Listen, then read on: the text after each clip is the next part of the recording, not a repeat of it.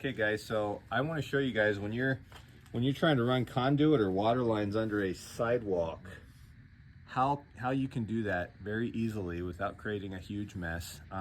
First, check our Amazon links to see some of this PVC fittings, but we got a hose bib fitting that's linked into a 1-inch coupling. That's the size we're going to need to run our conduit under our concrete. So I'm just going to kind of put these on as tight as I can.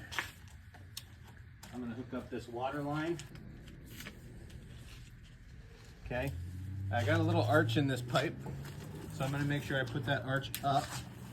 Okay, we're going to turn the water on.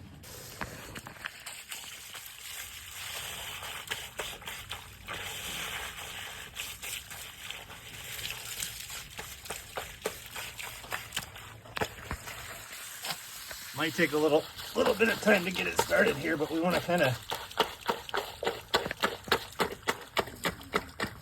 there we go. Just kind of want to hit it back and forth.